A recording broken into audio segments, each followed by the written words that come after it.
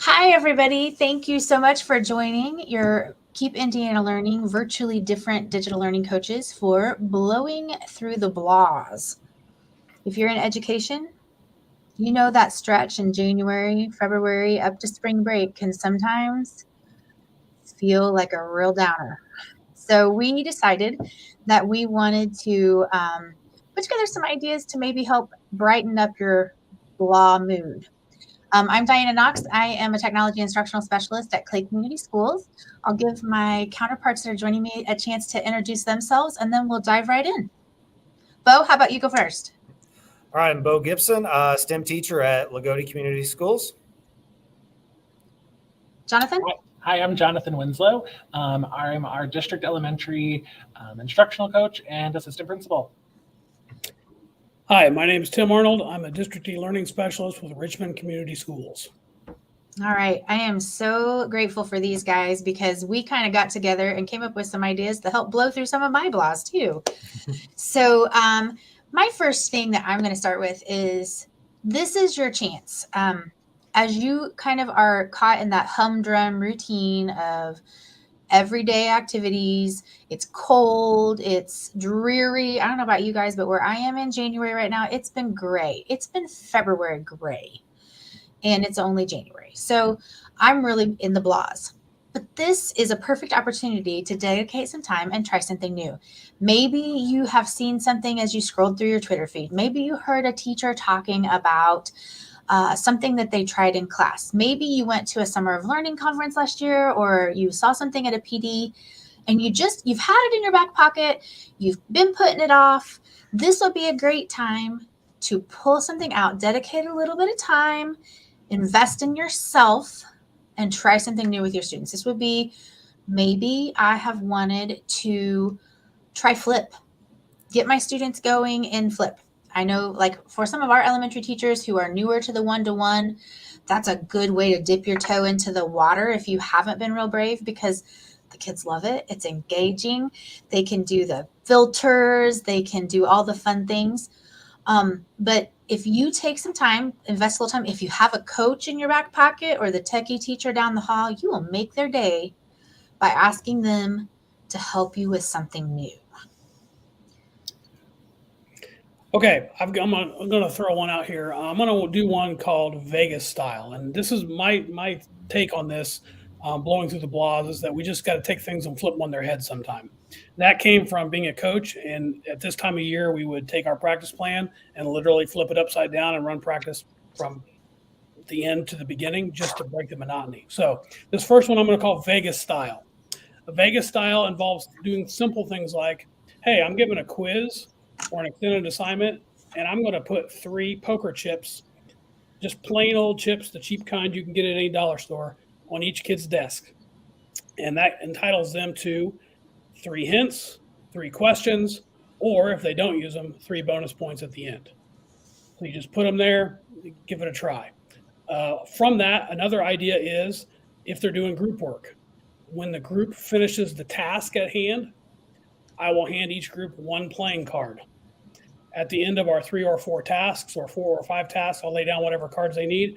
We'll say, okay, who has the best poker hand? And whoever has the best poker hand, which is done just at random, there's a prize involved. Those are 2 quick ways to change things up, add a little bit of tension to what you're doing, because we know that getting a little bit of tension creates a little bit of engagement. That's awesome. Definitely. Good way to mix it up. So here's an idea. So in my mind, we get into January, we're kind of crossing the 100-day threshold. We've got rules, routines, procedures are pretty much locked in place. And things are starting to get stale. So to me, a good way to shake things up is to do something hands-on. Start a project, build something, create something, get kids out of the seats, moving around the room, moving around the school.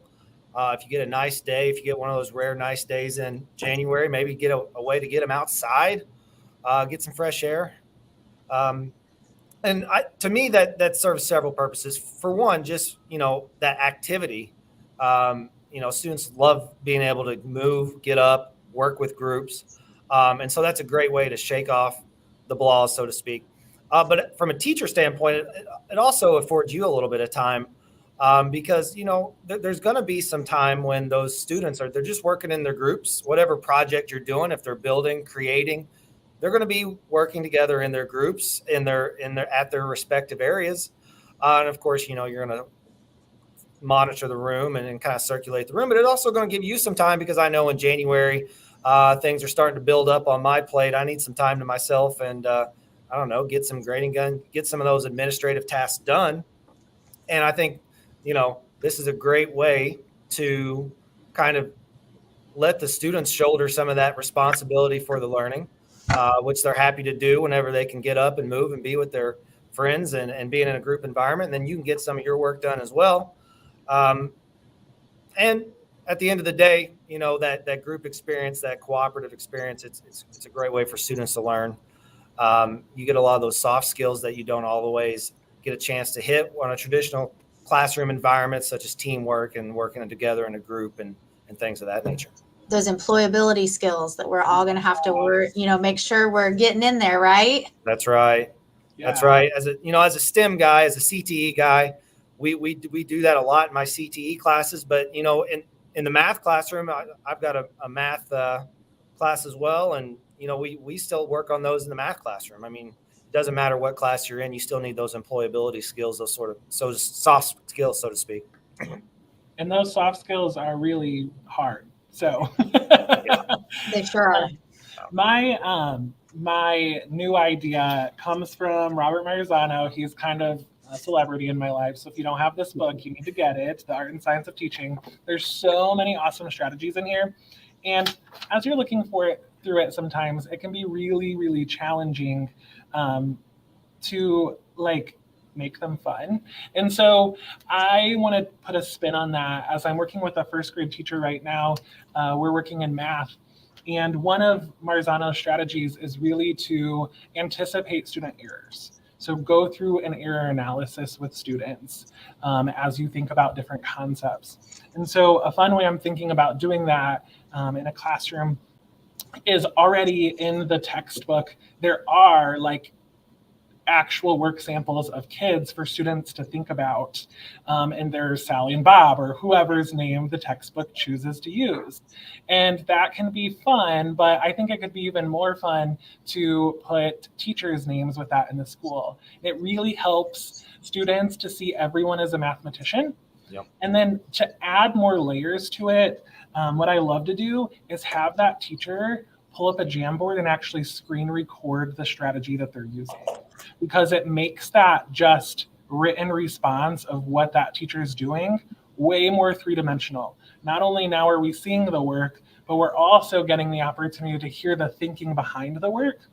And the teacher might make a mistake in that strategy, and kids absolutely love that because they love to see other people making those mistakes. And it builds their confidence to know, hey, I can make mistakes in my math and have conversations about how to make it better. So one thing that we're doing this week, we've been on e-learning for 2 days, so hopefully this works out for us tomorrow, is I have already recorded while teachers have been at home. I've asked them, hey, can you model this problem? And I'd love for you to make this mistake, because we have lots of students making this mistake right now. And I've gotten those videos back today, and I can't wait tomorrow to share those with kids, because they're going to love seeing their actual teachers thinking and what they're saying and writing in that. Oh, that's awesome.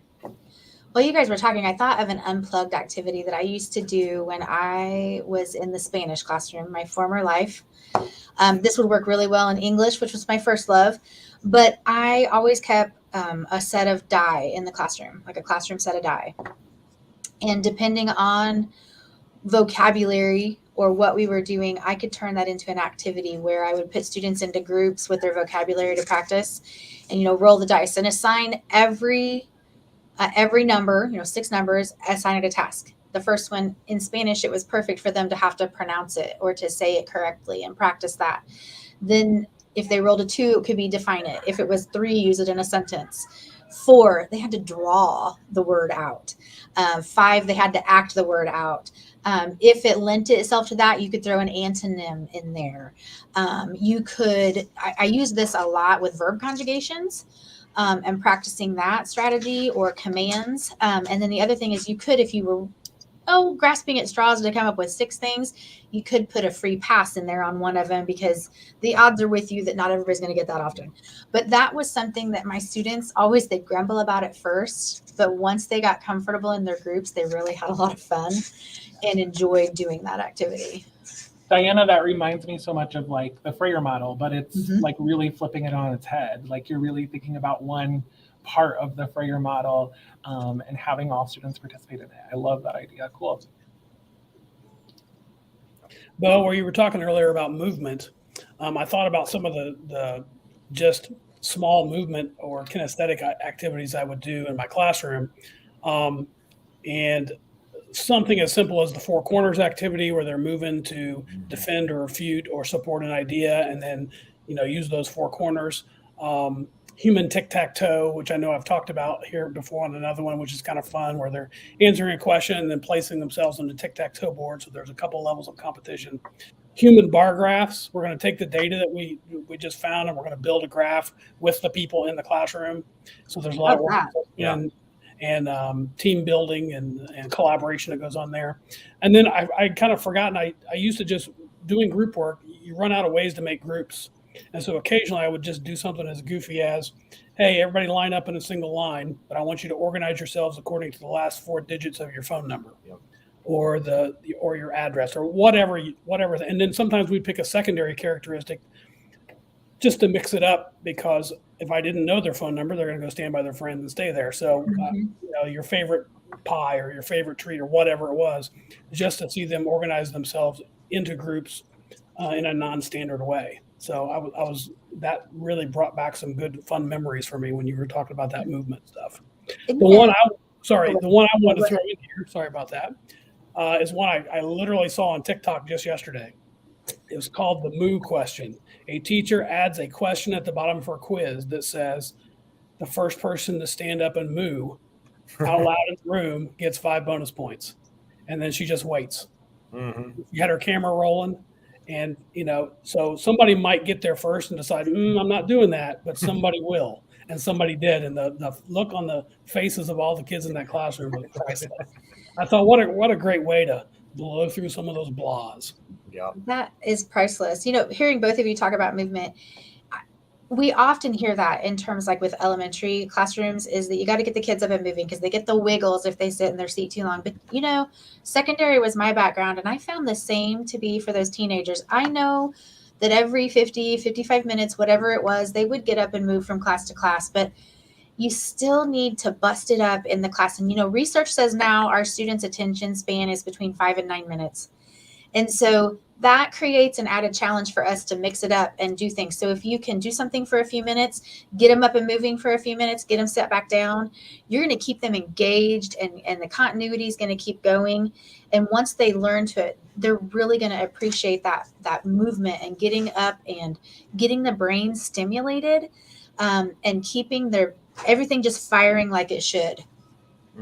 And Diana, it can be just as simple as like a circuit, like for me, I'm thinking I got my math brain going on here. Just put 4 or 5 problems around the room.